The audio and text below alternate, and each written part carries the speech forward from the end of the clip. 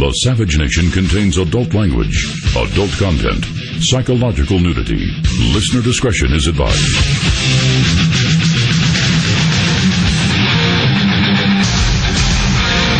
And now, America's most exciting radio talk show, The Savage Nation. Talk radio for the thinking person, home of borders, language, culture. And here he is, Michael Savage. It's beginning to look a lot like Christmas everywhere you go. Take a look in 5 and 10, listening once again. There's a lot of things that I could say about Christmas that I haven't said yet, but I was reading Isaiah in the Jewish Bible, the Old Testament. In Isaiah 54:5, it is written, God is your husband. It says, for thy maker is thy husband. It's an interesting statement because many people feel not that they're single, but that they're alone. Many people feel isolated and alone. And the more we've cut ourselves off from God, the more God has been cut out of America by the ACLU and the atheists, the more isolated and lonely people feel. And yet, if you look in the Bible, you find out that they have nothing to say with these people, these nobodies. These atheists, these anti-Americans, these freaks, in other words, these anti-Christian freaks in particular, they have no power over you. None whatsoever. God hasn't disappeared. They made you think God disappeared. What, because they took it down from a saying somewhere on a wall? God is still there. God is your husband. And you think, well, I'm alone, I'm lonely, there's no one out there for me. Many people are very lonely around the holidays because they're afflicted by loneliness. They think everyone's against them. And they go crazy. There's a high degree of anguish around the holidays, as you well know, because people expect things that aren't in their lives. They want a better relationship. They want a family that never happened, or the family fell apart. People got sick and died on them. They remember back to an idealized childhood that may or may not really have existed in their head, but that's the beauty of mind and memory, which is that we make the desolation of our mind into a fertile plain. That is the beauty of memory, is that we can alter a desolate childhood into something different, and that's beautiful. It's not called fake. It's not called faking it. And so all I'm going to say to you is that the world is what it's always been. It hasn't really changed at the end of the day. It's man alone, born alone and dies alone, and there's only one way out of it. And you know the way out of it, don't you? Which is the straight way, the straight and narrow way. Otherwise, you're finished. Just guarantee you, as tough as it is, everybody wants to remain wild and crazy to their last days. It doesn't work. It's just not the way it works. Let it snow, let it snow, let it I promised you I would try to do my special shows for each day of the week, and today's specialty is going to be on ethnic foods. Many of you consider yourself proud of your ethnic heritage, and I'm going to talk about what it really means. And I'm going to ask you some questions. What ethnic foods did you eat in your family as you were growing up? And what was the most disgusting ethnic food your parents made you eat as a child? And did you see members of your family experiencing health problems as a result of eating so-called traditional ethnic foods? Those are some of the things you can call about, because I think it'll be fun. But I want to now go back to a book I wrote. It's not available. It's not for sale. I am not selling books. Unlike Wallbanger, unlike the Marjo with the blackboard, this book was written in 1981. It's called The Skeptical Nutritionist, The Way of the Skeptical Nutritionist. And Macmillan Publishing published it.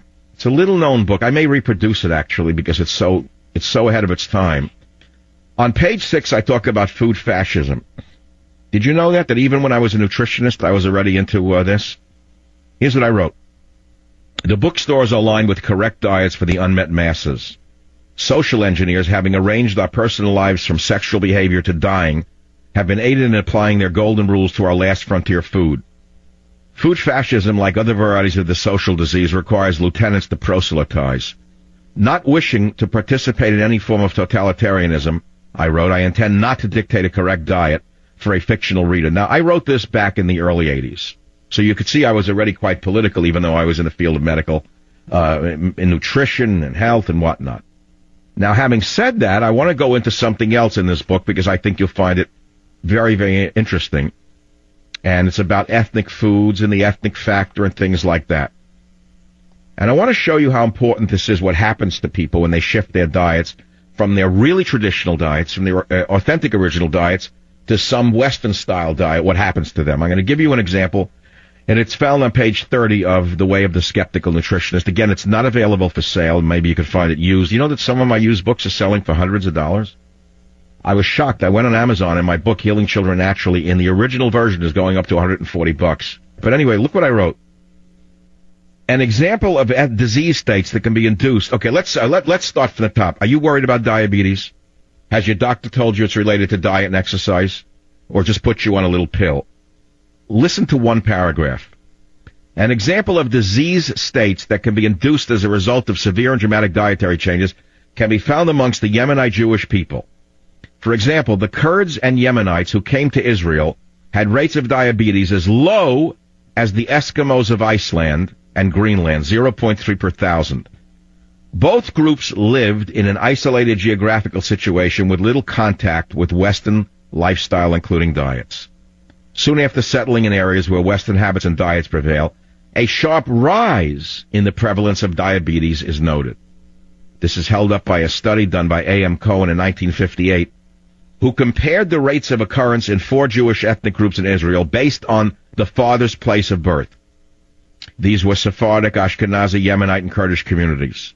The study sample was composed of nearly 16,000 people, half males, half females, and their age distribution resembled that of the general Israeli population. Now listen to the rest of this. Even, let's say it doesn't matter whether you're Jewish or not. If you can draw any conclusion from this, it may help you avoid diabetes. Listen. Interestingly, the lowest rates of diabetes mellitus were seen among Yemenite newcomers, 0.06%, followed by the Sephardic people, 1%, while the old Yemenite settlers had the highest rate, 2.9%, even higher than that of Ashkenazi Jews at 2.5%. So what is this all about? Dr. Goodman cites an animal experiment conducted in 1964 in which sand rats were transferred from their natural desert habitat to a laboratory environment. The rats that were transferred and their first-generation offspring exhibited inappropriate hyperglycemia associated with obesity and diabetes. Subsequent generations tended to adapt to lab conditions and displayed mild or no hyperglycemia. Here's the last line. In man, however, these adaptations do not occur as readily, as evidenced by the higher rate of diabetes among second-generation Israelis. So what did I just tell you? I just told you that in one example, diabetes rates rose when traditional people moved to Israel where the Western diet was quite prevalent, and once they started eating high-fat, high-sugar diets, they started to develop high rates of diabetes mellitus. Did you know that? And so, therefore, I'm telling you that it's very important you understand who you are ethnically, what your genetic composition may be, to help you understand how you may have adapted wrongly to Western civilization, not only in terms of your diet, but in terms of everything else. Now, I don't expect you to change your life when I explain to you what the ethnic factor is. I'm not going to devise a pellet containing all known and all suspected required nutrients for each ethnic group in America. I mean, very nice. Here's your Italian pellet. Here's your Irish pellet. I want to shift, though, to something entirely different. We're living in interesting times where each man literally has to save himself. We have no authority figures to believe in. We have no government to believe in. That's why I wrote Government Zero, and it's not an infomercial. Government Zero. No borders, no language, no culture. And I made a commitment which I should repeat right now. All of the royalties that I make on that book will be given to my Savage Scholarship Fund for deserving college students going forward. That will be one of the things I leave as my legacy after my radio career. Savage.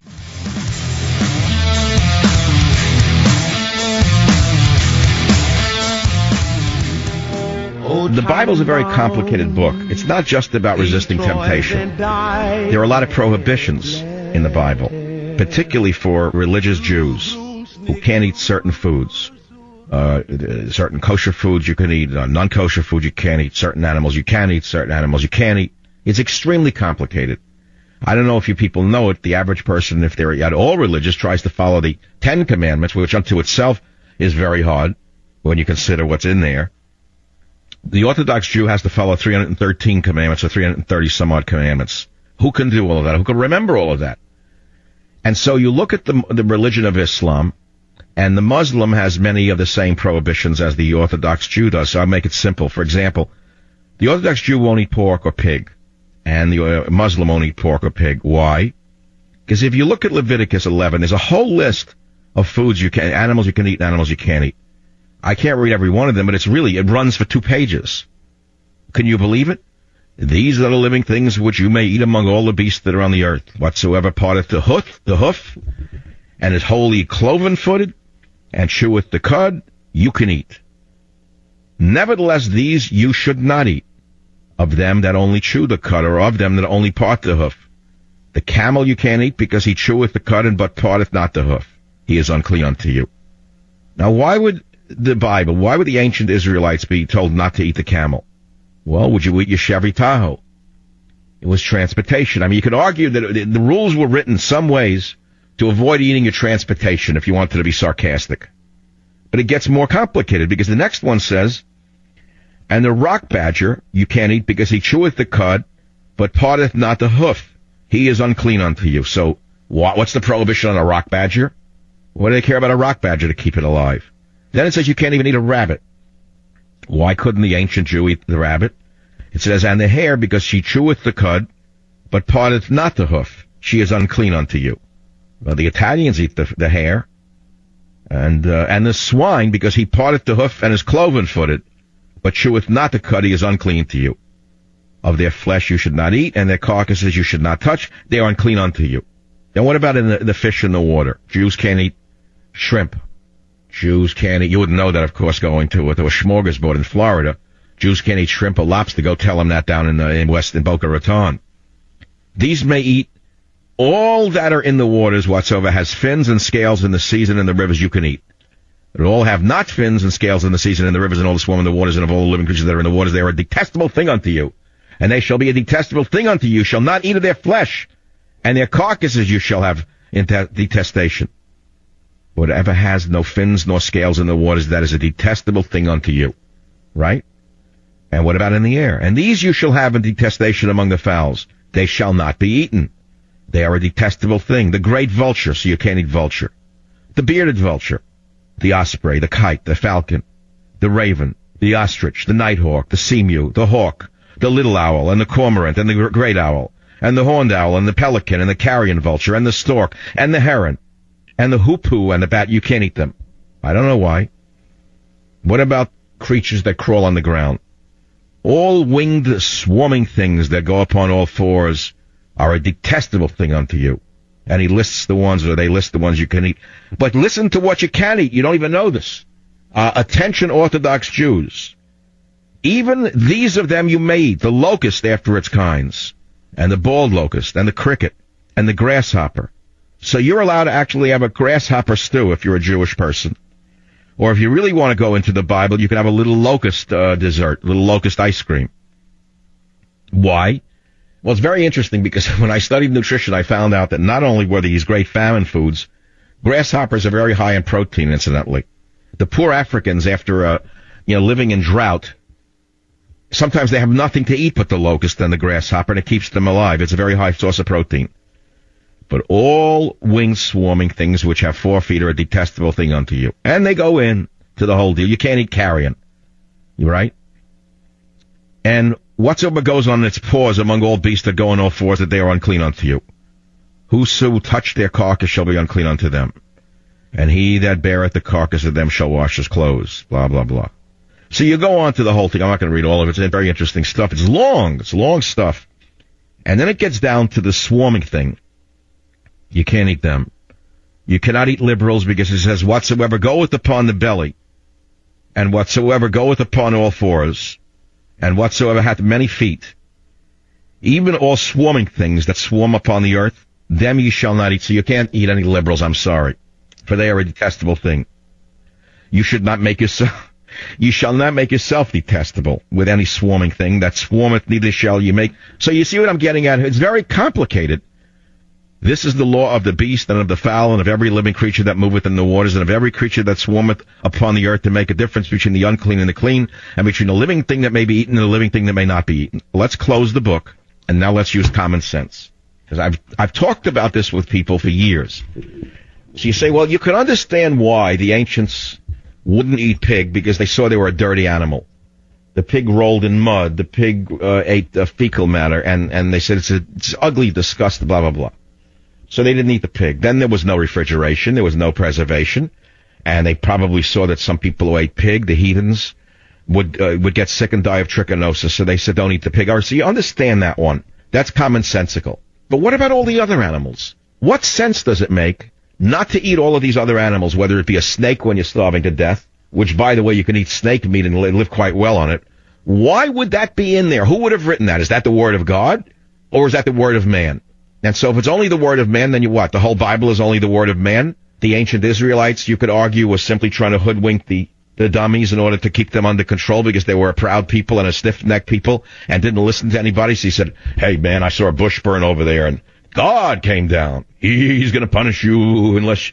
And so he waved the rattle, and he scared everybody, and that's how the whole thing started. You could look at it that way if you want. I mean, you could say it's all shamanism. I'm not going to tell you what to think. I'm not here to convert you or sell you or tell you you're great or not great. To me, religion is just exactly that. It's what you believe in. It's your business, not mine.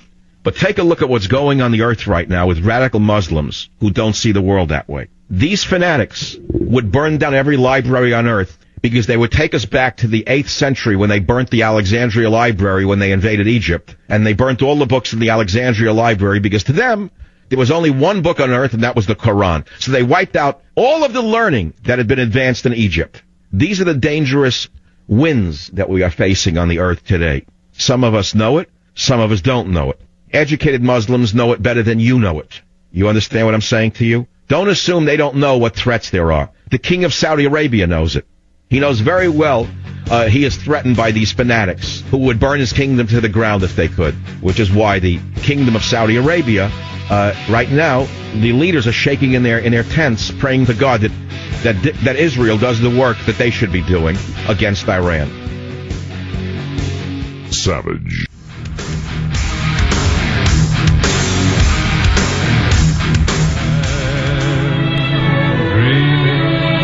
Of a white Christmas,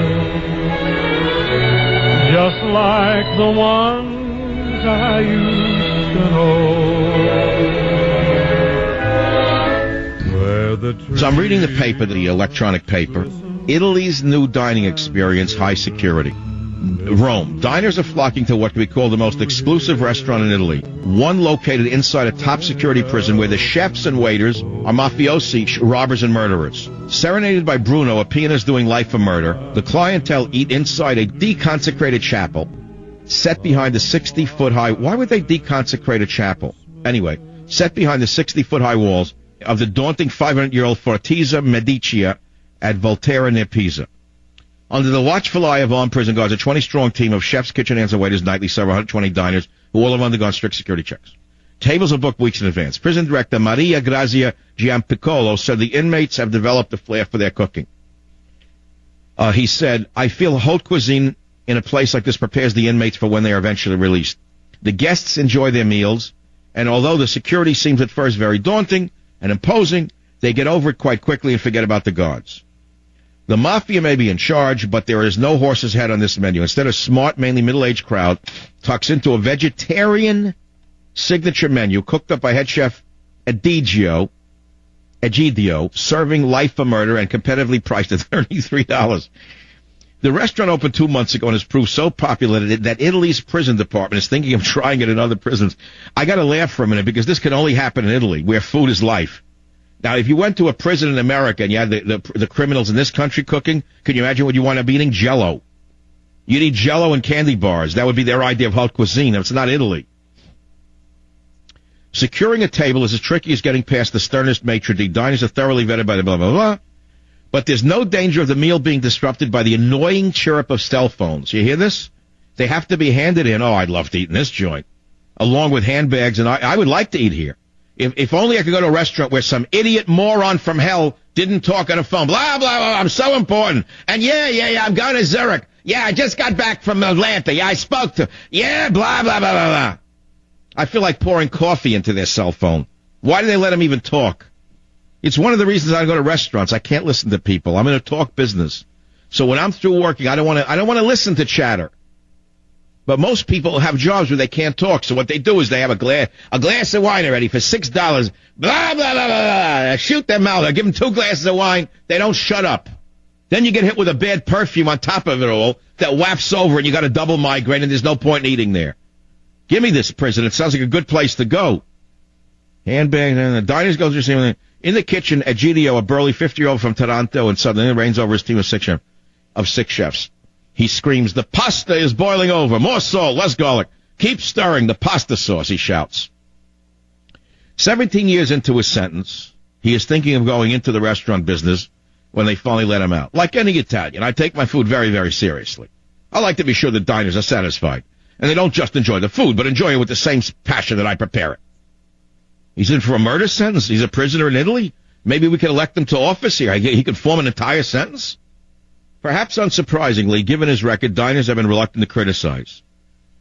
He said, "Before this, I couldn't even fry an egg. But now here I am preparing 5-course dinners, and I have not had any complaints." It could be because they know who he is. "Oh, it's delicious, Egidio. Oh, I love it. Oh, yeah, it's great. Terrific. Yeah, tell him that his food's no good." Most of the dishes the restaurant serves are Southern Italian staples from organized crime hotspots like Puglia, Sicily, and Naples. Sommelier Santolo Matroni from Naples landed behind bars after getting into, quote, a spot of bother when he was younger, which earned him a 24-year sentence for murder.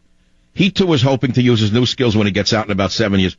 He says, "I'd like to think that when I get out of here, I can start a family, maybe get a job in a restaurant or hotel. Hey, you should come to America. You know, it's the kind of immigrant we need." The unique nature of the restaurant has imposed some restrictions. Guards watch over the inmates in the kitchens at all times, and the cutlery used as plastic as other plates, said Mr. Giampiccolo. Here. The main thing is trust, and we trust the inmates to behave. If we didn't, we would not allow this to happen. Yeah, well, I'll tell you the subtext in a minute. Diners professed themselves delighted. When I heard about it, I thought it sounded fun, so we booked a table, and I have to say the food has been very good, said off-duty police officer, blah, blah, blah. The fact that the dishes are prepared by murderers, armed robbers, mafiosi, or terrorists doesn't really bother me, though I might be worried if someone had been convicted of poisoning. And that's it. Italy's new dining experience, high security. For years, I would go past Alcatraz Island, and I would think to myself, my God, what a great restaurant this would make here, instead of a waste.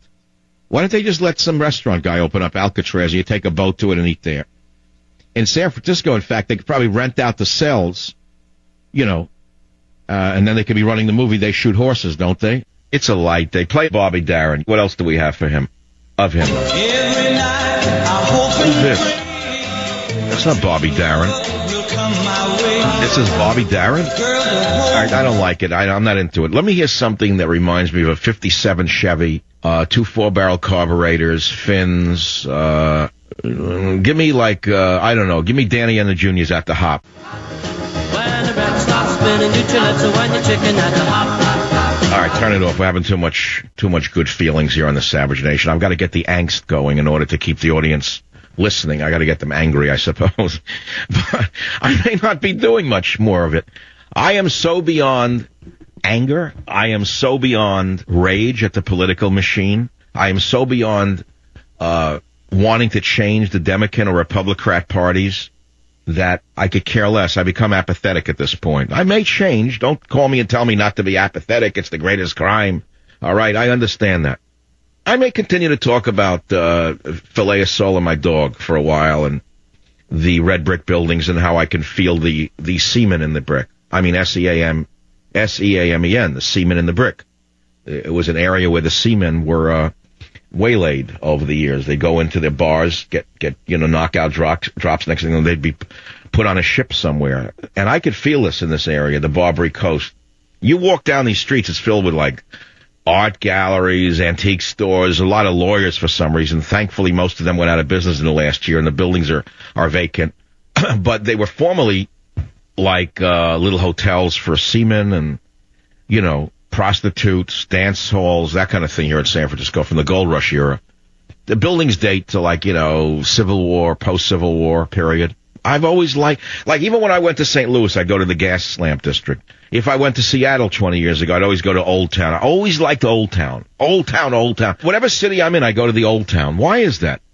Like when I went to Quebec when I was a youngster, I used to love Quebec because of the feeling of the old city. of old Quebec, the paving stones, the Chateau Frontenac. I used to love shooting down that, what do they call that, where you go in like a sled, a toboggan run they had at the hotel? Wow. You get a bottle of brandy, you drink half of it, and you get in the toboggan. Before you know it, you're sailing along and you're having fun. What do you want me to do? Politics, food, music, science, poetry, global warming, how to care for children, vitamins, the care and feeding of children, as I say. Anything you want me to talk about would be great. I think that the time for liberals and conservatives in this country to come together and defeat the Islamo-fascists before it's too late is really upon us. Unless the radical liberal comes to understand that his greatest enemy is not the conservative, but the Islamo-fascist who would stone him to death, cut his throat, this country is doomed, because a house divided cannot stand. Now, I'm not the one to pull everyone together. It's impossible for me to do it. I wish I could. I wish I had the power. I wish I had the power to reach through those distorted lenses where the eye that alters all. There's no way to fix people who are so blinded with hatred. You can't fix them. I've met people who are blind with hatred, and they scare me. I've met people like that in my lifetime, particularly when I was younger. I'd get into situations that I couldn't get out of, and it was really frightening to get in those places. And to then extricate yourself from them is not easy. And I've been around people who have no reason.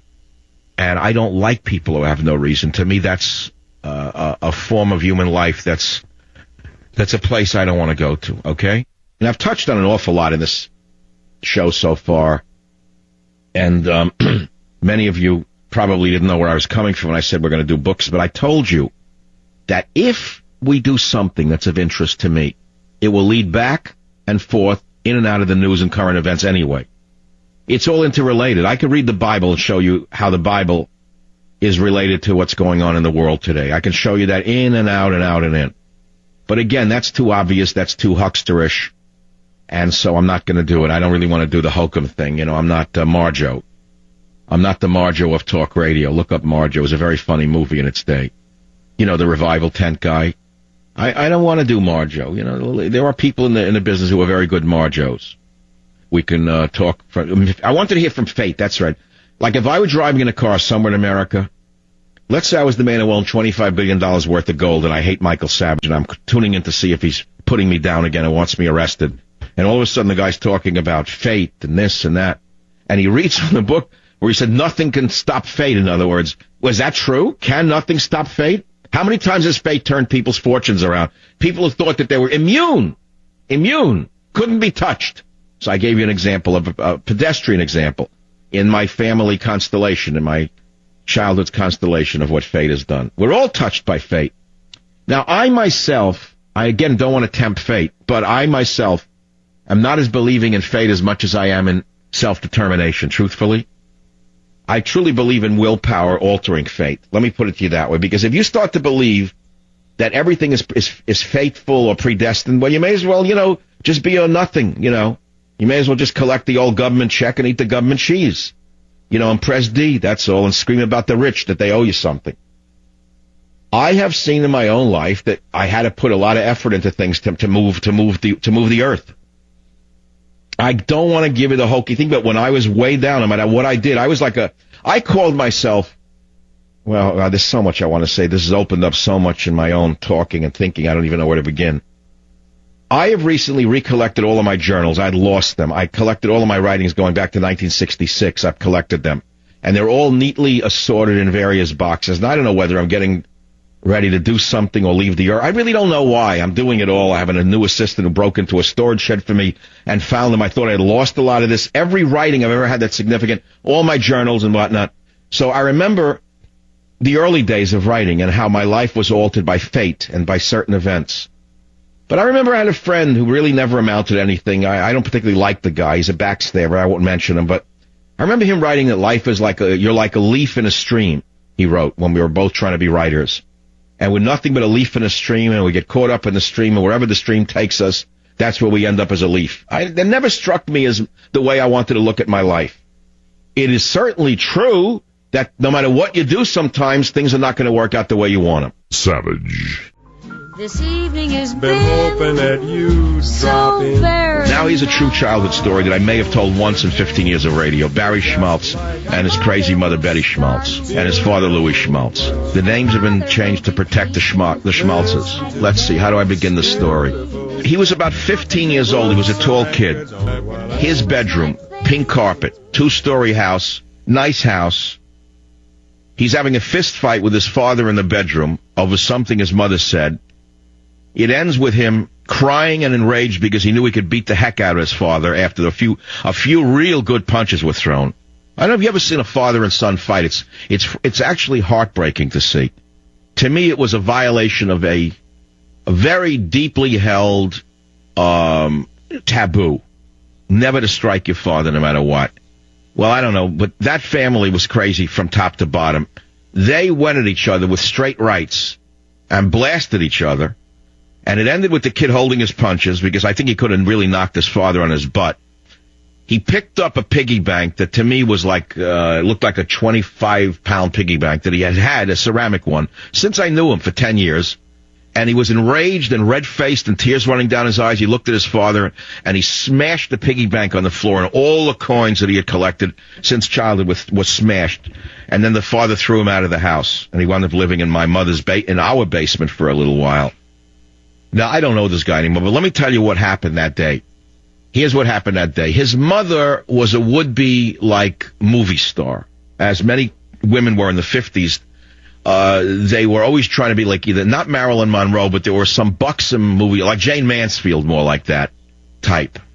Cadillac, the platinum blonde hair, always showing off. The father was a worker, gray-faced. He'd come home gray-faced.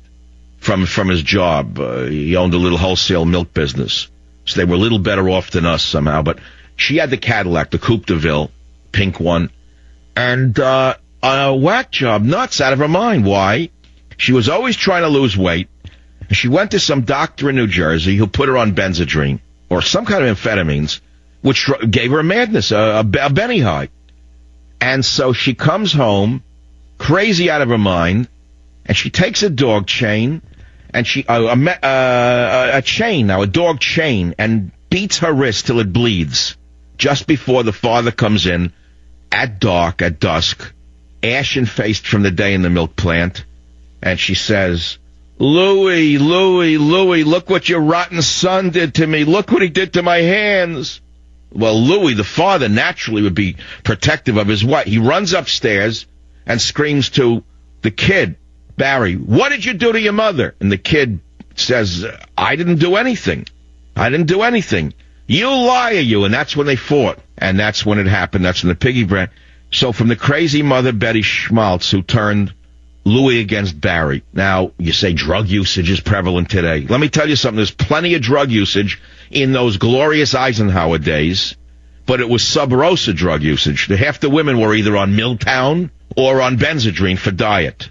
Milltown was as popularly prescribed then as Prozac, let's say, is today. You know, a lot of kids came home from college and used a little Milltown with rosé wine, Medusa rosé. They got a nice buzzaroo during the afternoons when the mother wasn't home. So I'm telling you, that's the Schmaltz story. It's a sad story, and the kid wound up basically a bug all his life. He was never stable. Well, I haven't seen him in many years. Right? He was a good friend of mine, but he's not a reliable friend because of... See, when a kid can't rely upon his mother or his father, he winds up to be an unreliable person in life 99% of the time. He winds up to be someone you can't count on because he could never count on somebody else. Savage. Be home for Christmas. You can plan on me.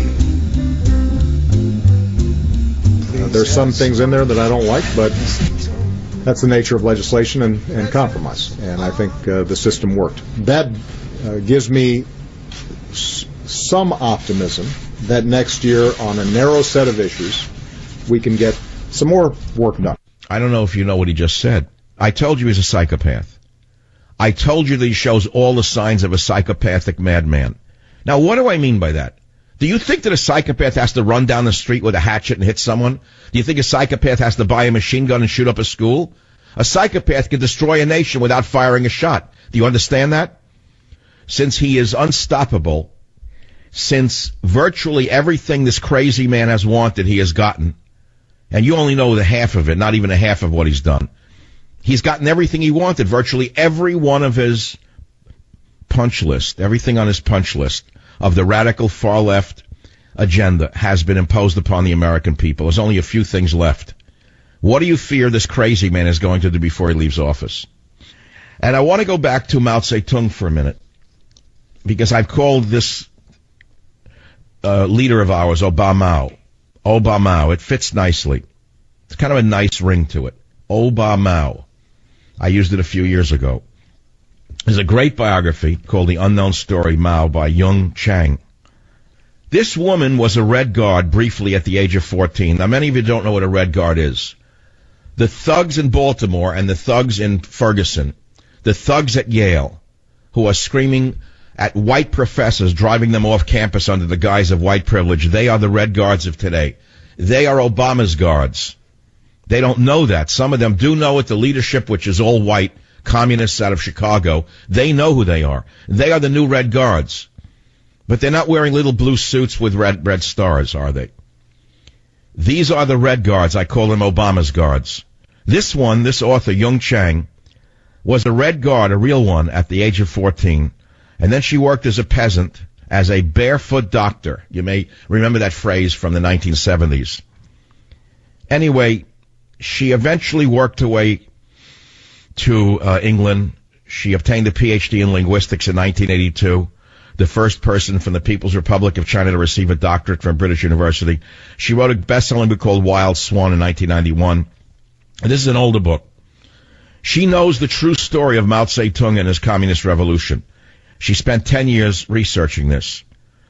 And when you hear what Mao Zedong actually did, what he did to people, his fellow Chinese, and what it has to do with what Obama is trying to do to, I wouldn't say his people, because I don't know who his people are. It's hard to say who his people are since he has such utter contempt for the American people. What he's trying to do to the West, let's put it to you that way. Yes, I have a savage indictment of Barack Obama. Michael Savage gives you a savage indictment of the most dangerous man in American history, a man who gets away with virtually anything he wishes to get away with. You say, well, you know, things aren't that bad. The economy's pretty good. Gasoline is cheap.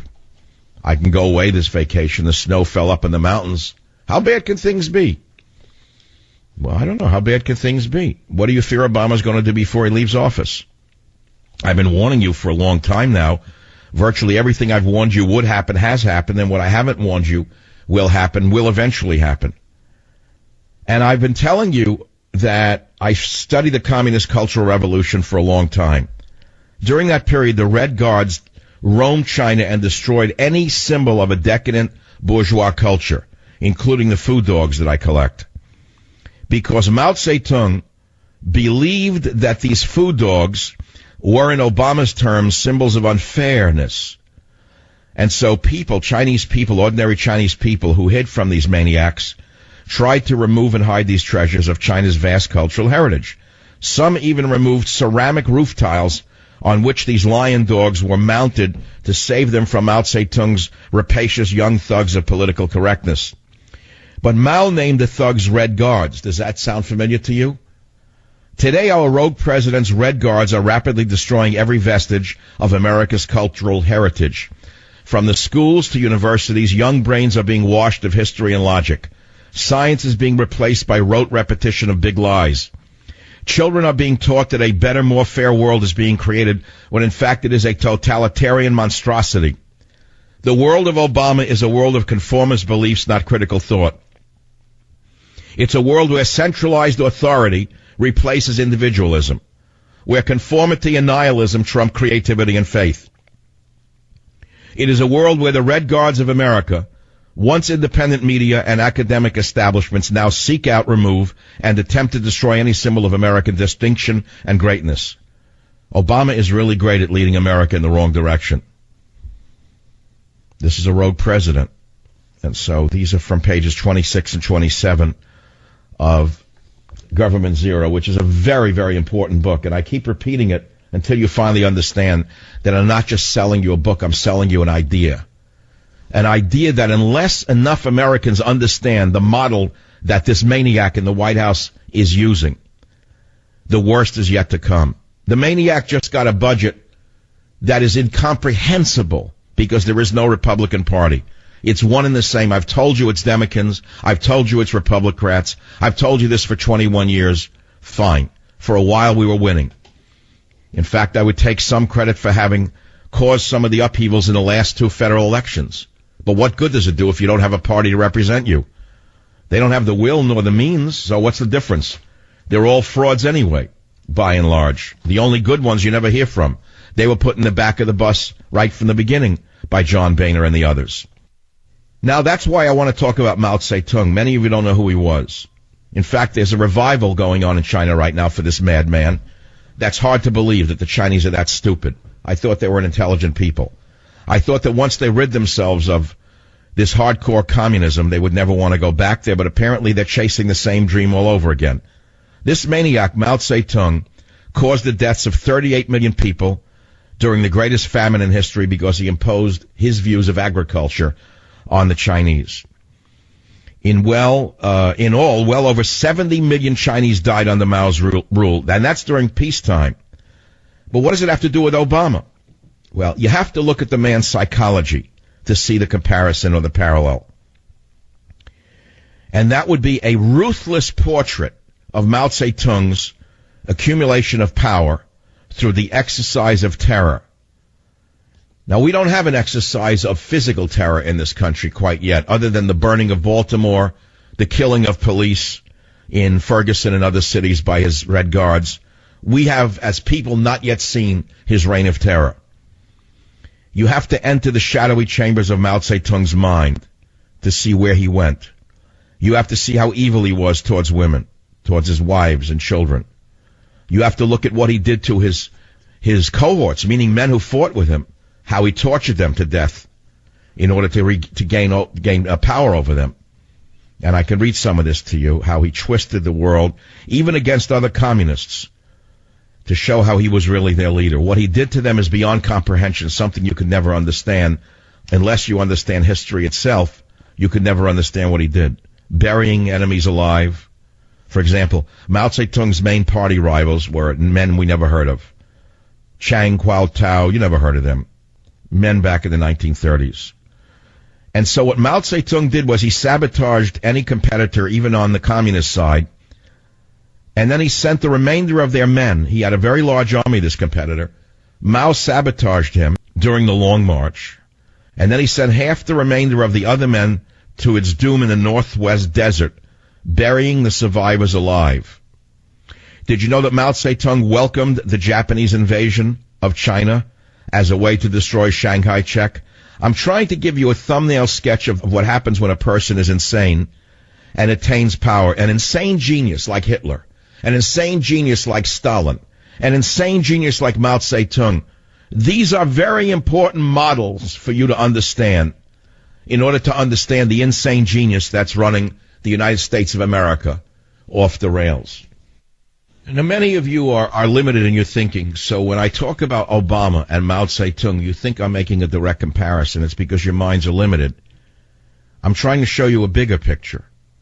Of course, he's not exactly like Mao Zedong. These are different times. We are a different people, different situation, but he has the same mentality as Mao Zedong.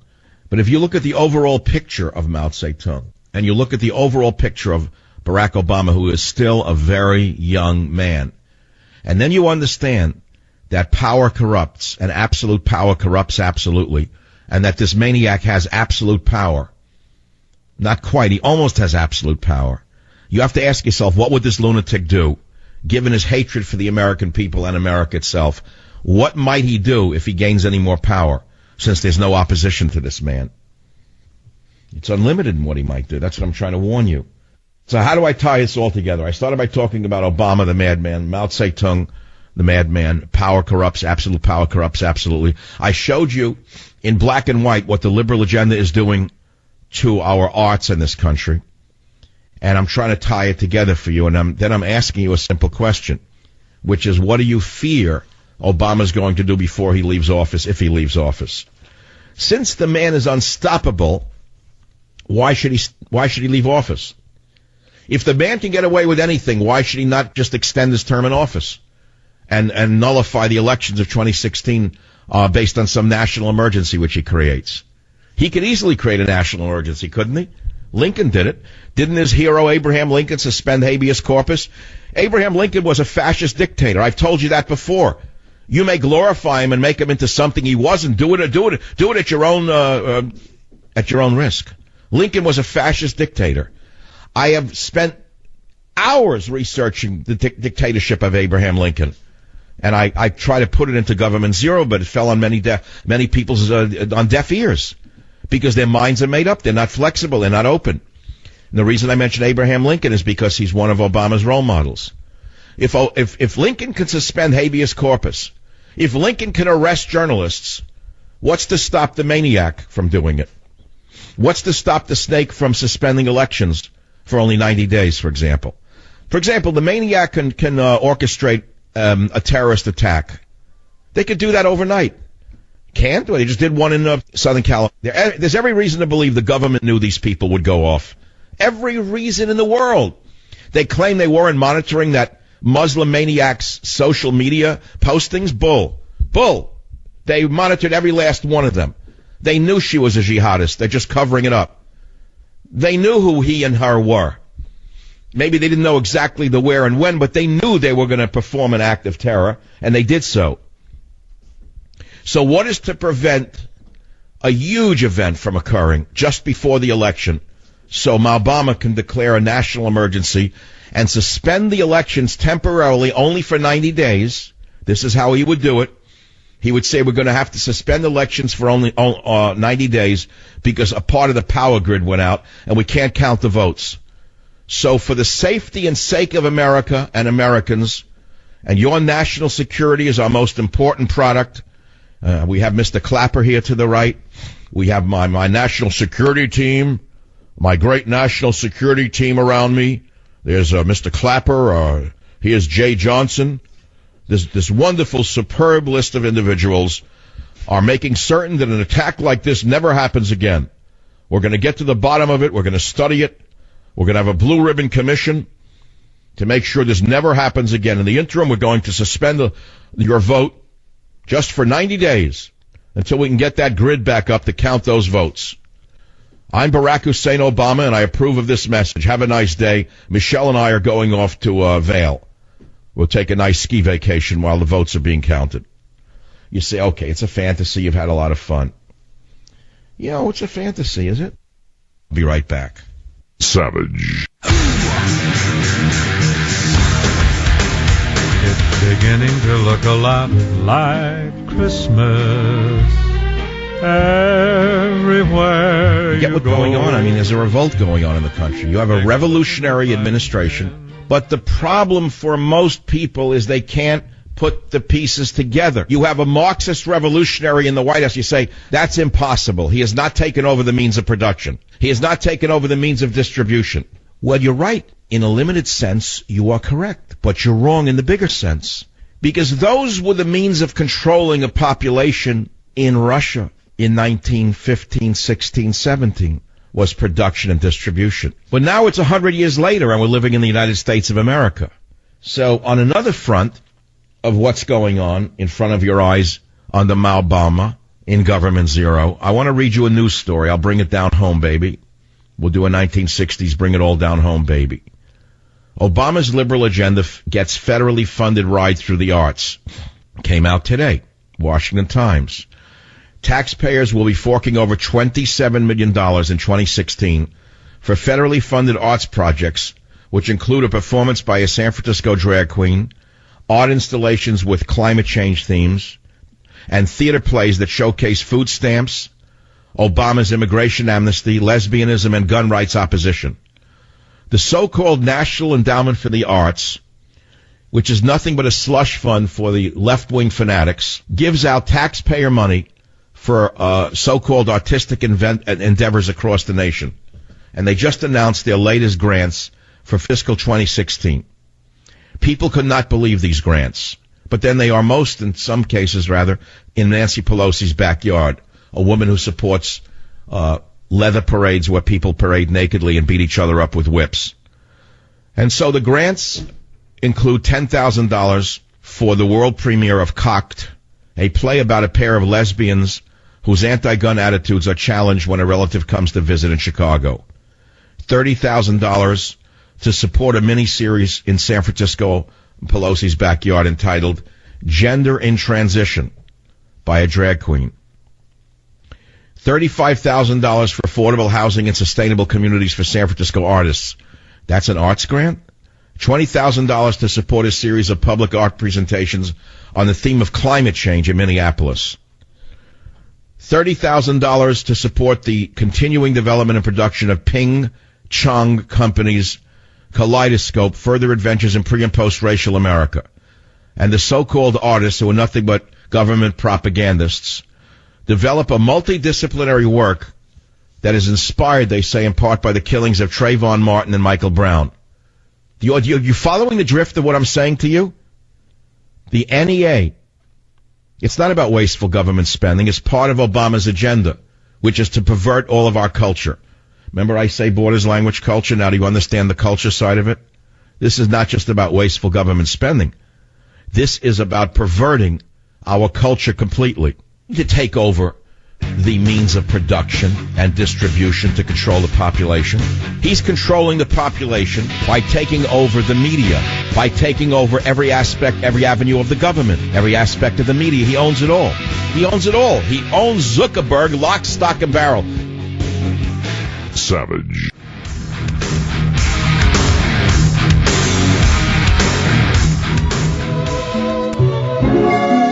The president gives demagoguery a brand new meaning. You would think that this man, after all these years, would have understood that he's dividing the nation, not uniting the nation. But he didn't. Nor does he care, because he's doing just what he wants to do, which is to divide black against white, white against black, gay against straight, straight against gay, Asian against Hispanic, Hispanic against black. That's what this man is spending every waking moment thinking about how to do. Now, I could rail against the speech he gave, and I can refute virtually point by point what this demagoguery was about, and I will do so. I will do so because it's required to do so. It's my job. The speech was very familiar.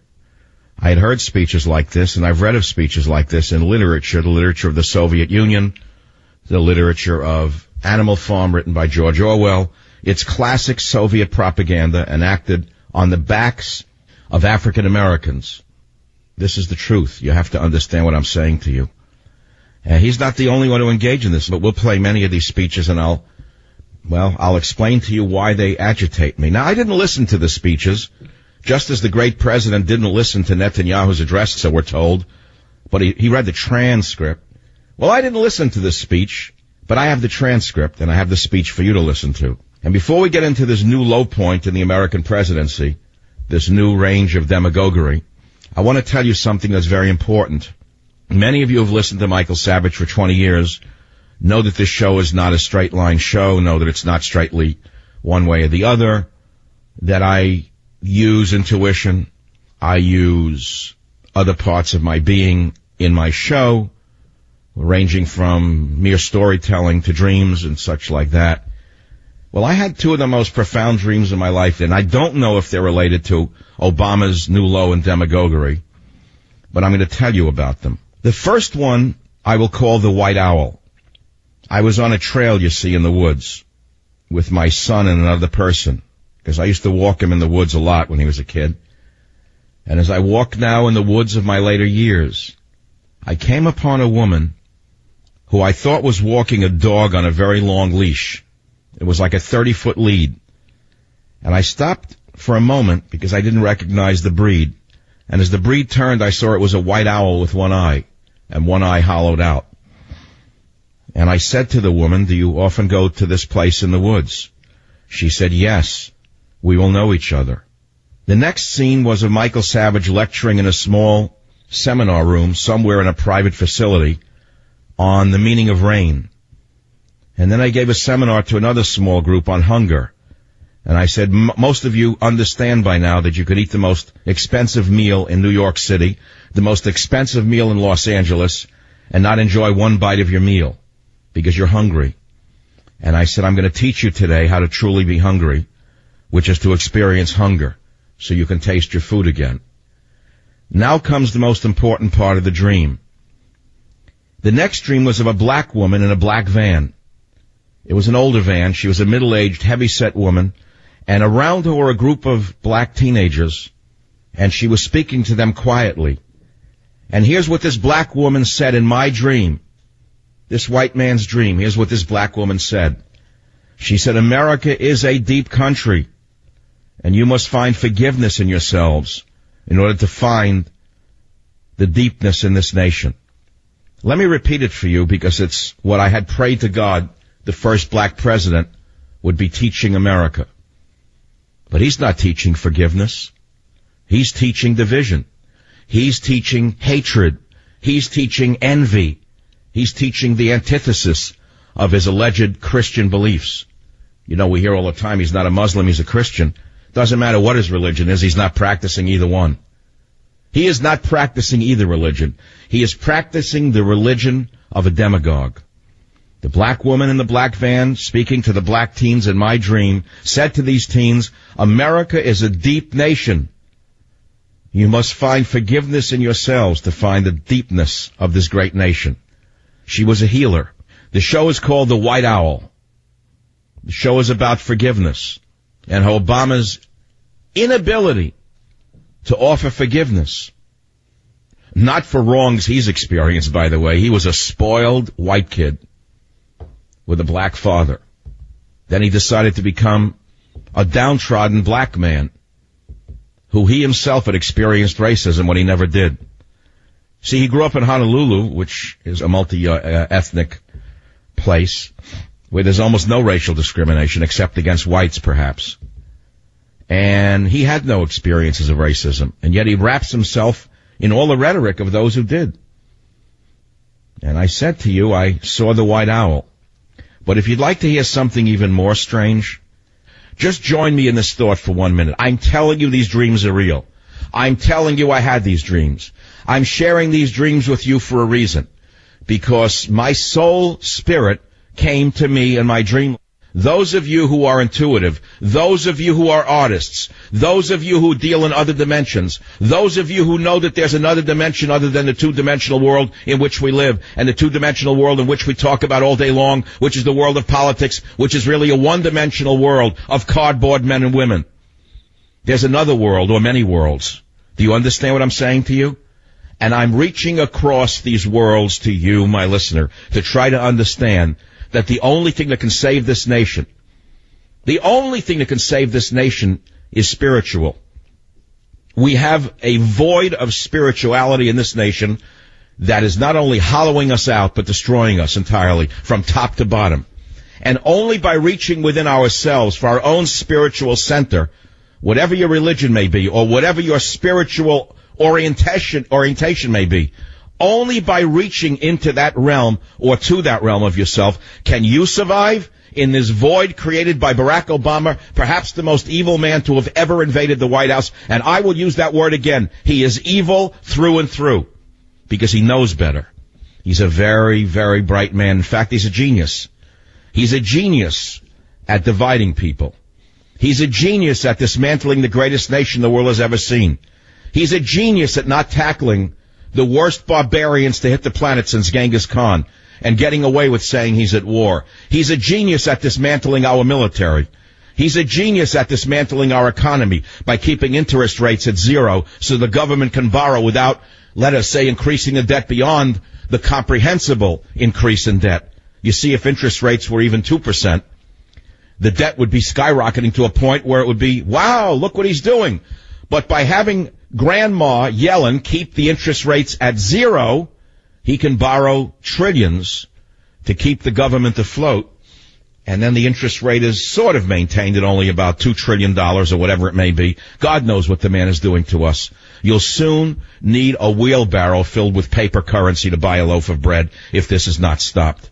But I want to go back to the dream, because if you think that was enough, it all happened within a short period of time. The dreams occurred at dawn. I woke up, and my body was filled with, what do you call that? When your skin gets, when you get like freaked out? Goosebumps, because I rarely get them. My body was from head to toe goosebumpy. I tried to go back to sleep, but I said, it's time to get up. You've got to write down the White Owl. You've got to write your show today. You've got to talk about the black woman speaking on forgiveness and how Obama has no forgiveness in his soul.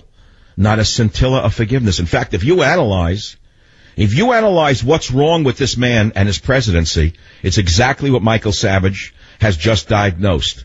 The man doesn't have a scintilla of forgiveness in his soul. No, look who he surrounds himself with. One of the most hateful people in the history of America, Al Sharpton. A man who's built his entire, let us say, edifice on hatred and division and lies, by the way. Look who he surrounds himself with. Are any of these people capable of forgiveness? Do any of these people espouse any of the values of Christianity which they claim to practice? I haven't seen the forgiveness of you. You would think that hundreds of years after slavery, after the Great Society, after affirmative action, after trillions of dollars in welfare, after the first black president, the first black attorney general, and black folks running so much of this government, there would be forgiveness. But there is no forgiveness. There is only enmity. And so I say to you, the only hope for America is forgiveness. Maybe I have to have forgiveness in my heart for this demagogue who is destroying this nation that my grandfather first came to over 100 years ago. Destroying this nation for all immigrants forever. Because let me tell you something. When he gets through with it, the landscape will be pocked with craters. It will be pocked with craters that he created with the verbal bombs he has been throwing. Let me tell you what happened to me again. Here's what happened. I went into the restroom in my house where I have a home studio. I was going into the restroom and I heard flapping going on, banging in the bathroom. I said, oh God, I hope to God it's not what I think. And a bird had come in the very small window. I have a very tiny window in it. And a bird had come in. And she was banging herself against the glass and the walls and the mirror. There's one wall that's all mirror. The poor thing couldn't get out. And I said, oh God, what am I going to do? First I thought of getting a net. I said, that's not going to work. And she was smashing herself into the shower stall, against the wall, against the mirror. What I did was I opened the window as widely as I could. And like some fictional character in a cartoon, I talked to her. And I said, sweetheart, come here. I said, come here. Go out. Go to your friends. As God is my witness. She flew out of the little window, and her friends chirp, chirp, chirp as she rejoined them outside the house. I'll be right back. Savage.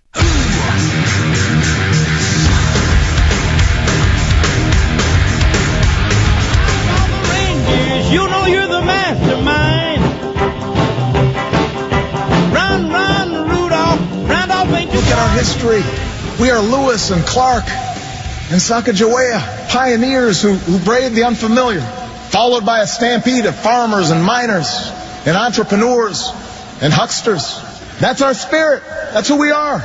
We're Sojourner Truth and Fannie Lou Hamer, women who could do as much as any man and then some. And we're Susan B. Anthony, who shook the system until the law reflected that truth. That is our character. So he goes into the preacher mode to a largely black crowd. And by the way, the New York Times in this march over the bridge in Selma deleted or airbrushed out the Bushes at the celebration. The Stalinist newspaper of record, the New York Times, omitted them from the picture on the bridge. Instead, they showed that street vermin, Al Sharpton. If you can believe we've come to this point in American history, that a president would not only use such an event to stimulate anger, hatred, jealousy, vengeance, revenge, instead of bringing people together, instead of thanking America for how far we've come, saying that things are still no good, taking us into the darkness of the woods from the nation where the nation had already been and had walked out of. We walked out of the darkness of the wood in which he drew us back into. Do you often go to this place in the woods? I asked the woman with the white owl.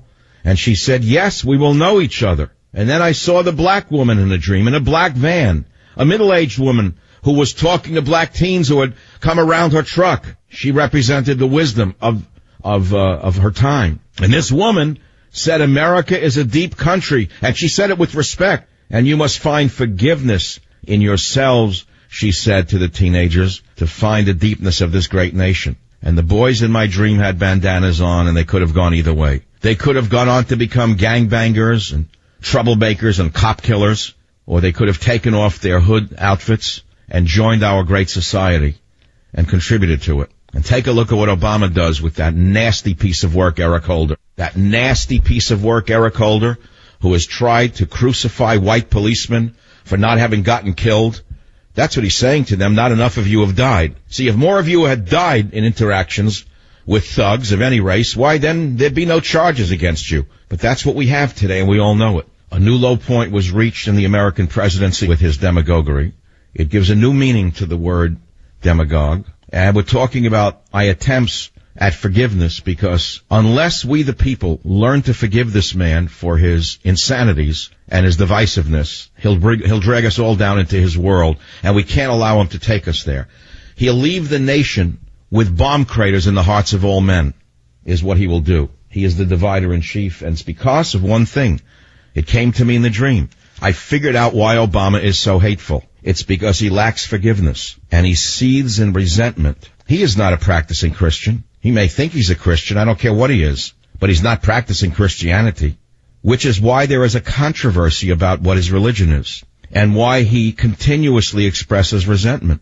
In the speech marking the 50th anniversary of the Selma March, a major event in the civil rights movement, which ended official segregation in America, and the beginning of bringing the races together in this country, what President Obama did on this occasion was he used it to divide America. His narcissism, his angry personality helped him deliver a speech with the authority of someone deeply familiar with his subject, and yet he lacked the basic context and facts of a man who had more substance than style would have delivered.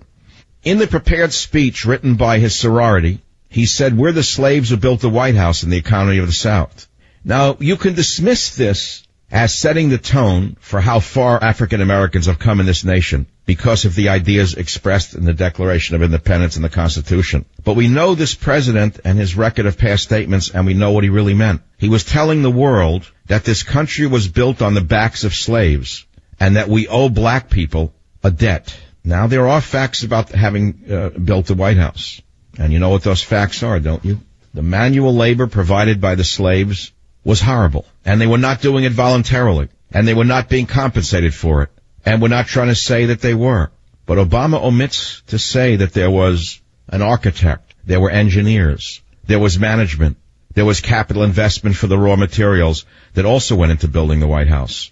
This is the same lie that leftists have been spewing since Karl Marx claimed that laborers provide all of the value of production. We respect laborers, bricklayers, carpenters, electricians, plumbers for doing good, honest work, without which there would be no construction, no building. But Obama and the leftists talk as if the building would exist without capitalists, whose labor in the past produced the savings needed to invest in the raw materials, to pay the bricklayers and the carpenters, along with architects, engineers, and management, without whom the building also would not exist. You understand that?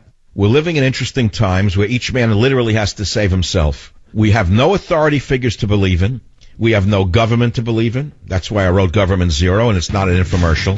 Government Zero. No borders, no language, no culture. And I made a commitment which I should repeat right now. Any and all royalties I make on that book will be given to my Savage Scholarship Fund. That will be one of the things I leave as my legacy after my radio career. Savage.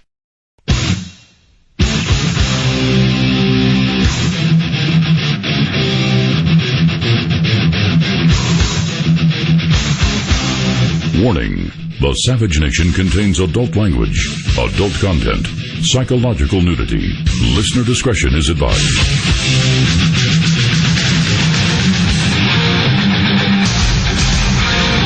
And now, America's most exciting radio talk show, The Savage Nation.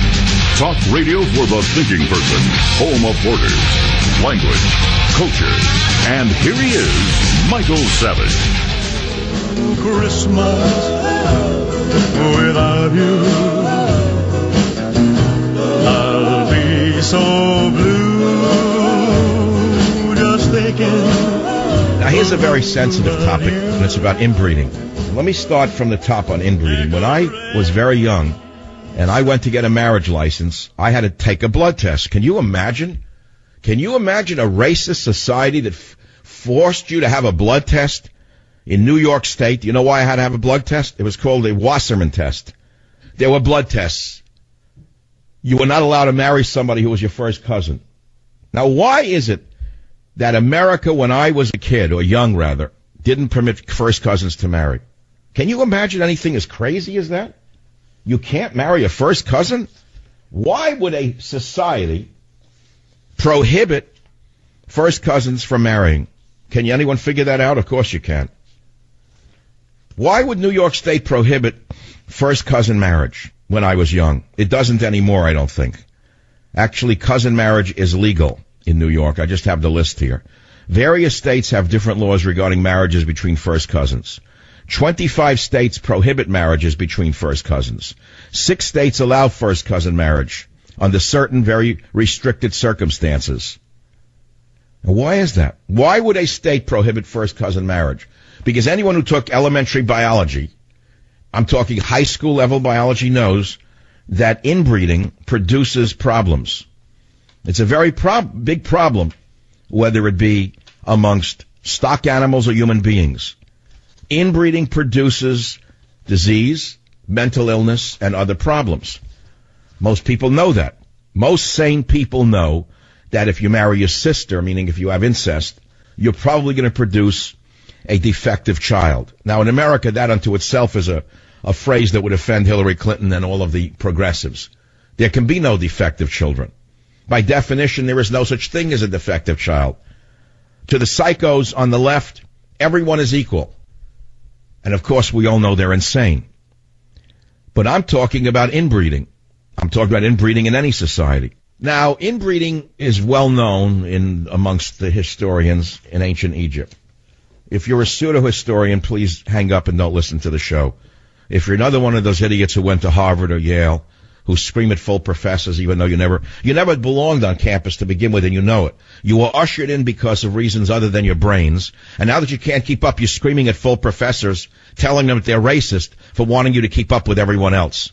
That's what's going on. Our universities are melting down like Chernobyl under Barry Obama, because he wants to destroy every institution. He wants to flatten everything that's good and great about this nation. Everything is melting down in the country, from the police to the universities to the borders to our language to our culture. But I'll get back to that in a minute.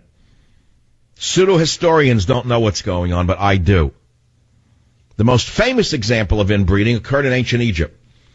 Several pharaonic dynasties literally collapsed after a few hundred years because they were marrying within the family. In order to keep wealth and power within the family, the ancient Egyptian pharaohs often married their own sister or half-sister. And what happened after a handful of generations is well known. The offspring were mentally and physically unfit to rule. Now, the same is true about the royal houses of Europe. Take a look at Prince Charles. He's an example of inbreeding. Look at him. Look at his ears. Listen to him talk about global warming while his nation has been overrun by Muslims. This moron, all he knows how to do is put on a tie and paint bad watercolors. This idiot. The royal houses of Europe have royal families that for centuries married among each other because tradition did not allow them to marry people of non-royal class. Today, thank God, the mental retardation is diminished in the royal families because they can now marry for love, not just for status. Why am I talking about it now? Because you may not know this, that massive inbreeding within the Muslim culture has been going on for a very long time. In fact, for the last 1,400 years, primarily in the third world. And what are the consequences of intermarriage between first cousins? Well, intelligence, sanity, health, etc. are affected. Inbreeding. What does that have to do with what we're talking about? If you can't figure it out, then don't even listen to the rest of the conversation. Studies show that children of what we call consanguineous marriages, that's identical blood or close blood, have lower intelligence, lower IQ than children of non-related parents. We used to know about hybrid vigor. You know what hybrid vigor is? It's marrying out of your close family associates. In other words, you don't marry a cousin, you marry a stranger. That's called hybrid vigor. That's why in America, people are so intelligent, which they generally are. It's because we're not marrying cousins. We're not marrying our sisters. Do you understand what I'm saying to you? People go out, they meet someone strange, different culture, different religion, different race, and they marry, and they usually produce a viable offspring that's more viable than either of the two partners.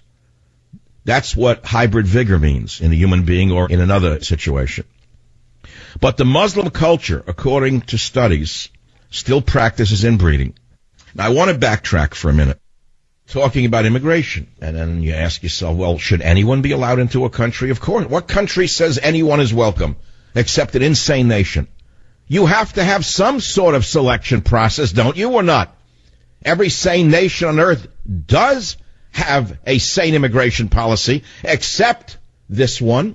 We used to have a sane immigration policy until that drunk bum from Massachusetts, that stubble bum drunk Kennedy, tricked America with the Immigration and Naturalization Act of 1965. And when it was being discussed, that stumblebum drunk had the nerve to say it will not affect the demographics of America. Well, we know what to expect from a drunk psychotic like someone from the Kennedy family. Take a look at America today. Take a look at what it's become from this massive influx. No selection whatsoever. How many we need? Do we need any? What kind do we need? Should we have some kind of litmus test for immigrants? These are important questions. Now, I, in my book, Government Zero, called for no immigration for 7 years. Period. A blanket ban. All immigrants, 7 years. I don't care where they're from. We don't need immigrants. The country is sinking. We have a very high unemployment rate. We do not need any more immigrants in the workforce. What we need to do is train the unemployed to work in the workforce.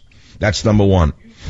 And number two, and it's a very delicate subject, and I'm warming up to it very slowly because it's something new to talk radio. We're going to talk about Muslim inbreeding, especially in the third world. It's a very important topic. We're also going to talk about Islamic terrorism and why it doesn't exist in Japan. Now, the reason Islamic terrorism doesn't exist in Japan is very simple. Do you know why? Why is it one of the most developed nations on earth has almost no terrorism? It's a democratic society. Is Japan a racist society, Hillary? Is Japan a racist society, Hillary? They're not affected by ISIS. There was not a single terrorist attack perpetrated by Muslims in Japan. There was not a single minor riot, disturbance, or protest about cartoons about the Prophet Muhammad in Japan. How did that happen? How come Japan has no terrorism? Think about it. They have one of the most advanced societies on earth. They have one of the most advanced technological societies on earth. And it seems they don't have too many mosques. They don't have any mosques. They don't have too many Islamic schools. They haven't banned pork in public places. They haven't banned churches in Japan. They haven't introduced separate hours for boys and girls in swimming pools in Japan. In Japan, Japanese male doctors are actually allowed to touch their female patients. How is that possible? Did you know that in Japan, Muslim women do not get immense social aid each time they bear a child? Did you know that there are no Sharia courts in Japan? Did you know the Quran is not considered a holy book in Japan? So the reason Japan has no problems with terror is that Japan is fundamentally closed to Muslims. Now, officially, Japan is not closed to Muslims. However, the number of immigration permits, Hillary, given to the applicants from Islamic countries is near zero. If you want to get a working visa and you're a Muslim, even if you are a doctor or an engineer or a manager sent by foreign companies that are working in Japan, well, maybe you'll get a permit, but it's very hard. There are very few Muslims in Japan. Very, very few. One of the leaders of the Muslim community in Japan, Nur ad-Din Mori, was asked what percentage of Japan's total population are Muslims. He said, well, the answer at the moment is 1 out of 100,000. The person who did this article, Y.K. Cherson for Prison Planet, said that Japan's population is 130 million people. So if these Muslim leaders are correct, he writes, then there must be around 1,300 Muslims. 1,300 Muslims. But even those Muslims who obtained immigration permits and lived for many years in Japan have a very, very low chance of becoming Japanese citizens. Did you know that Japan officially forbids exhorting people to adopt the religion of Islam? Did you know that any Muslim who actively encourages conversion to Islam is seen as proselytizing to a foreign and undesirable culture? Did you know that any active promoter of Islam faces deportation, even a jail sentence in Japan? Did you know that, unlike in New York City, Bill de Blasio, the Arabic language is very rarely taught in academic institutes in Japan? I guess the Japanese are now going to be on the no-fly list. I guess all Japanese will now be banned from entering England. Did you know that importing the Quran in Arabic is practically impossible? And the only Quran permitted is the adapted version in Japanese, where there is no calling for killing and head cutting. Exactly what I told you needs to be done in this country. How do you bring in a book that says kill the infidel? How does a nation permit that? A book that teaches sub-morons to kill the infidel, and you wonder why some of the sub-morons who have interbred kill the infidel and cut off heads and blow up children's centers. Where are they getting this insanity from? In Japan, only 2 mosques in Japan. Tokyo, Jama Masjid and Kobe Mosque. The total number of Muslim praying sites in Japan, 30 single-story mosques. 100 apartment rooms set aside for prayers. Japanese society expects Muslims to pray at home. No laying down in the street, taking over public squares. Take over the public squares to pray to Allah. Can't happen in Japan. If they try it in Japan, they're highly fined. They can deport them. Take a look at what's going on in London. That just had a couple of 100,000 fanatical laborites like Hillary Clinton and Muslims wanting Donald Trump banned from England. England's finished.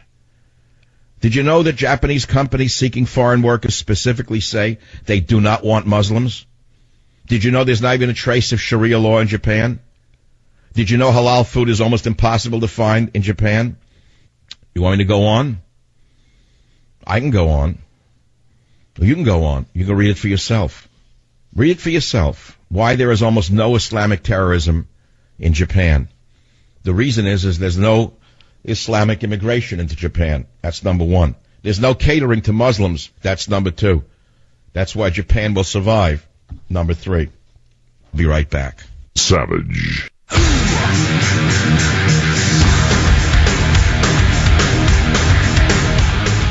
Do you see what I see? Do you see what I see? Way up in the I talked sky, about inbreeding, and I talked about the dangers of immigrants who have been brought up in families that have inbred for generations. I gave examples. I told you what it means for the short and long term of any society that does not discriminate as to which immigrants they want to bring in. You have to discriminate. Don't you discriminate every day of your life? Listen to me, you good liberals out there who think that I'm such a Neanderthal. You discriminate every day of your life, don't you? Who you have lunch with? Who you have dinner with? What about the condo you live in? Or the co-op? Aren't you discriminating against and for certain people? The country clubs you join? Of course you're a very, very discriminating person. You choose who you will talk with and who you won't, who you'll be seen with, who you won't, where you'll eat, where you won't eat, where you'll sleep, where you won't sleep. And don't Mr. and Mrs. Obama discriminate as to the school they send their lovely daughters to? Of course they do. Didn't they go to a very expensive private school? Why didn't they send their children to an inner city school? They're very discriminate people. They know where the children have a better chance of getting a better education. And isn't one of the lovely daughters right now interviewing colleges? Isn't she discriminating? She doesn't want to go to Trenton State. Would Malia Obama want to go to Trenton State? No, she wants to go to either Harvard, Princeton, Yale. Isn't she discriminating? So in other words, everybody discriminates except Obama when it comes to immigrants. And so what I'm saying is we need to be choosy as to who we let into the country. I say let nobody in for 7 years till we can sort out who's already here. But that's a whole separate story. We're talking about the dangers of inbreeding. I'm trying to argue that we should eliminate first cousin marriage, make it illegal in all states. Right now it's illegal in only some states. It's very simple. I'm calling for a policy position. There are state laws regarding marriages between first cousins of anybody. Forget Muslims for a minute. They're not the be-all and end-all of the world. You could be a nothing, a zero religion. First cousin marriage is prohibited in certain states. Unfortunately, it's allowed in other states under very, very strict restrictions. In Arizona, you can marry a first cousin if both are over 65 and one or both are unable to reproduce. Now, why do you suppose that is? Because everyone knows that if you marry a cousin, the chances of such inbreeding are going to produce defective children. Illinois, you can marry a first cousin if both are 50 or older and one is unable to reproduce. Indiana, if both are at least 65. In Utah, if both are 65 or older, or if both are over 55 and one is unable to reproduce. So why do you suppose states limit first cousin marriage? Do you understand what I'm saying to you? Except North Carolina, by the way, which can become a joke, can become a laugh line. In North Carolina, first cousin marriage is legal. Legal. We're not talking about religion now. We're talking about genetics. Genetics. You need to have a minimal education to even discuss genetics. Well, I would say 7th grade minimum to even know what the word genetics mean. Put religion aside. Why do you suppose there are inherent prohibitions against first cousin marriages in so many places in America? Because we know that it produces defective children, and it's not a good thing to do for the child or the society. And the good news is that most Muslims in America who have been here do not practice first cousin marriage. Now, all you pseudo-historians are probably uncomfortable with what I've just said, but the fact of the matter is everything is a fact, or I wouldn't have said it. Savage. You get the picture, right? A, Jimi Hendrix was 50 years ahead of his time. B, this is America today. A discordant Star-Spangled Banner because we have a retrovirus in the White House. Welcome to the Savage Nation program. It's going to be a special program, which I'm not going to introduce right now. You just know it's going to be unique, and we'll get to it as we get to it. But being an artist rather than just a reader of websites, I want to go back in time with you for a minute. And I want to tell you that, we keep hearing the 60s were bad, the hippie movement destroyed America. But I want to say to you that the 60s weren't all bad. You see, I was watching home movies from the 1960s. I finally collected all of my 8mm. Anyone out there know what I'm talking about? 8mm, Super 8mm home movies. I've had them collected in a couple of boxes for years, hundreds of them, from the 60s, 70s, 80s, 90s. From the years that I was in New York, young teacher, young social worker, leaving for Hawaii as a young graduate student. I was supposed to only go there for a year to earn a master's degree and come back and then teach in some upstate New York high school, collect rocks and drop dead at 50 from boredom. But as life had it, some things happened along the way on the road that sent me in other directions. And as I was watching these 60s home movies, seeing my little dog Woody, who was killed in front of my eyes in Queens and Forest Hills when I was walking him, and Dalmatian was released off a leash, ran across the street, bit Woody right around the back, crushed his rib cage, punctured his lungs. I couldn't even reach down and stop it. All I had was a dead animal in my hand, so I rushed him in the little Volkswagen. I had some pictures of my little green Volkswagen Beetle. Rushed over the bridge with my friend, got to a veterinarian hospital, and they pronounced the dog dead and gave me a bill for $75. I was very young, I had almost no money. I was so outraged. Why would they charge me when the dog was dead, I thought. Anyway, so I saw the Woody, I saw the car, I saw the this, I saw the that. And as watching these movies from the 60s, I saw my father, all of the characters from those of you who've come to love my books, such as, I don't remember the title, Psychological Nudity, Train Tracks, all those stories of my childhood. I can't believe it when you look at your father, your mother, your aunts, your uncles, and their friends, and you yourself in your 20s, and they're all dead. And what it does to your brain. You start thinking in a different way, you know what I'm saying? Memories are one thing, movies are quite another. So I'm watching these movies because I finally collected all of my home movies, hundreds and hundreds of them. It took me years to finally find the person who I trusted to put them all together. And I got 10 discs back 2 hours before the show. 10 discs or 7 discs of basically my life. I'm creating this little thing for the family, the children, whatever I'm going to do with it. I don't know yet. And I started to think about this. Very important you listen to me if you're a follower of the show, because this is very political. I saw myself as a very straight, young, social worker, teacher, and then suddenly the movie jumps to 1968 and I have a beard, I have long hair, I look like Charles Manson, and the last scene of the movie is me as a free spirit on the roof of a hospital in Hawaii, a research hospital I was working in as a grad student, moving freely on this roof with the horizon behind me and the ocean behind me, with my young wife and my friend Prasad, a Hindu friend of mine who explained the Hindu worldview to me. I saw myself up on that rooftop, and I had to make a note that the 60s weren't all bad. I realized what it was like to go from being a rigid spirit to a free spirit. And then, we keep hearing people say, oh, the hippies ruined America. Not so fast. I will tell you exactly what happened. It wasn't the hippies who ruined America. It was the communists who ruined the hippies who ruined America. The very same viruses who are destroying this country today are those who penetrated the free spirits of that time. And the reason it happened, and I observed this, and I thought it was one of my best observations of all time, is that a free spirit is more easily manipulated or penetrated than a rigid spirit. You see, the 60s were not all bad. It enabled millions of us, including many of my listeners, to become free spirits. The communists entered our spirits just as retroviruses infect humans, causing the common cold and AIDS, for example. And today we have a retrovirus in the White House named Barack Obama. He has infected the body politic with his hateful, anti-American views and invaded many other cells or people with his nation-destructive ideas. A retrovirus is a very, very fascinating organism. It's a virus that uses RNA, ribonucleic acid, as its genetic material. Now, most of our cells are made up of DNA. And when a retrovirus infects a cell, it makes a DNA copy of its own genome. And then it inserts itself into the DNA of the host cell that it invaded. And it starts to trick the cell that it invaded into thinking that that's what it is. And it causes diseases such as some forms of cancer, AIDS, common cold. So what is a retrovirus? It's a type of virus that has RNA instead of DNA as its genetic material. And it uses an enzyme called reverse transcriptase to become part of the cells that it invades, becoming like the cell it invaded. And this then allows many copies of the virus to be made in the host cells. Does that sound like what Obama has done to this country? That's exactly what he's done. The entire Democrat Party has been invaded and infected by him. Not all of them were like this originally. Not all of them were like this even 7 years ago.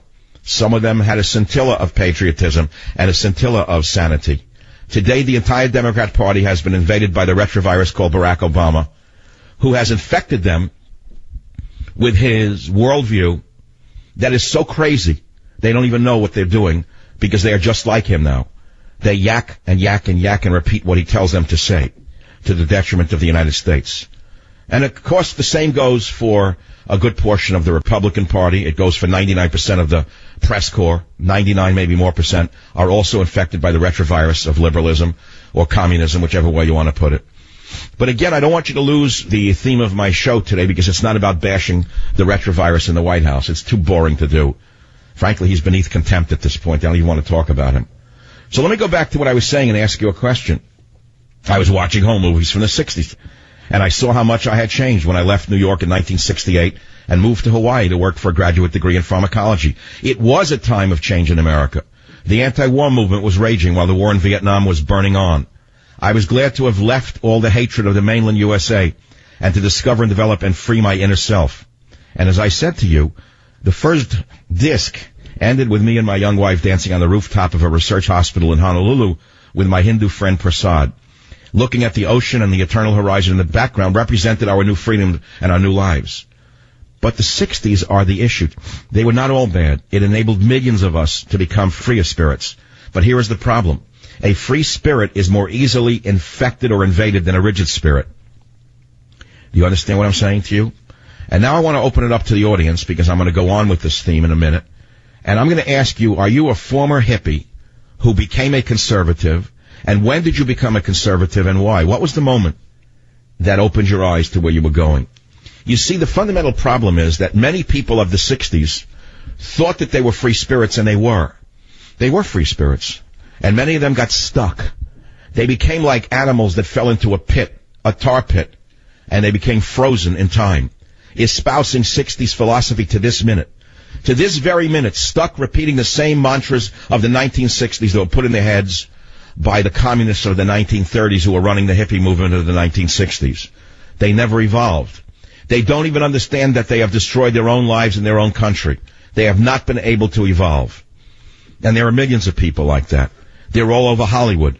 Otherwise intelligent people stuck in the past, unable to move on, unable to evolve, unable to see what they are doing to this country, taking their marching orders primarily from Barack Obama. That's how evil and dangerous this retrovirus in the White House is. Make no mistake about it. Make no mistake about it. A president is a very powerful man. Powerful not only in what he can do politically, but what he can do mentally.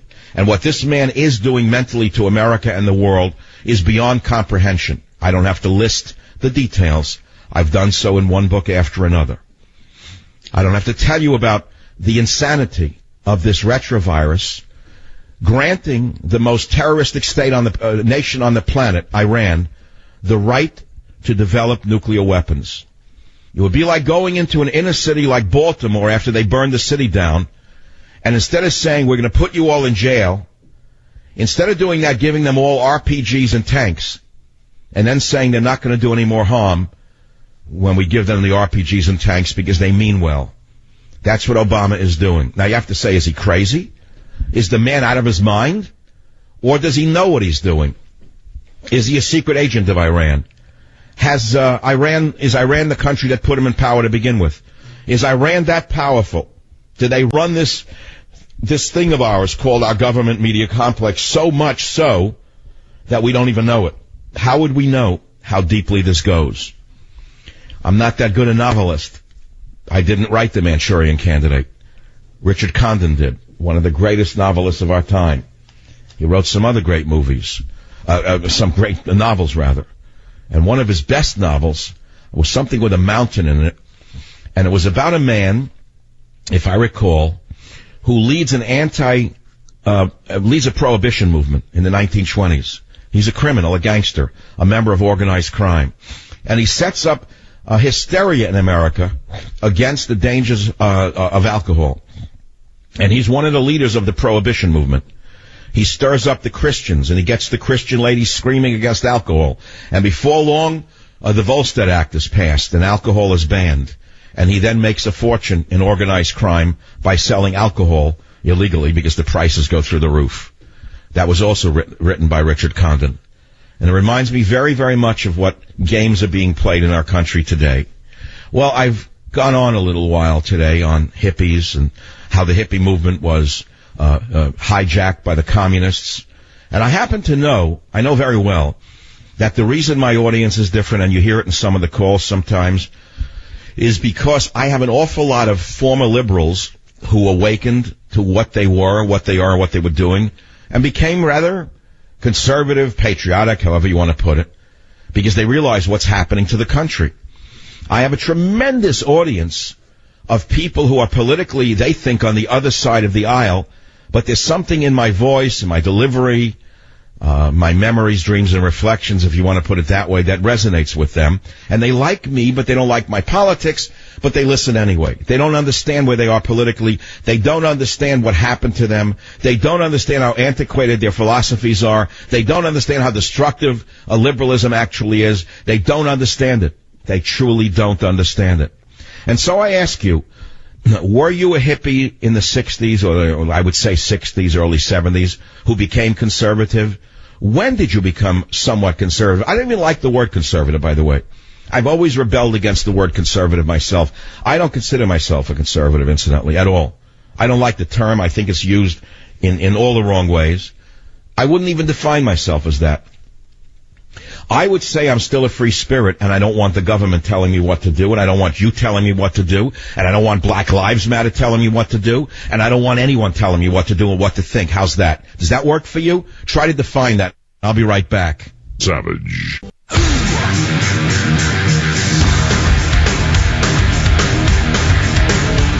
Now will be later to win, for the times they are a-changing.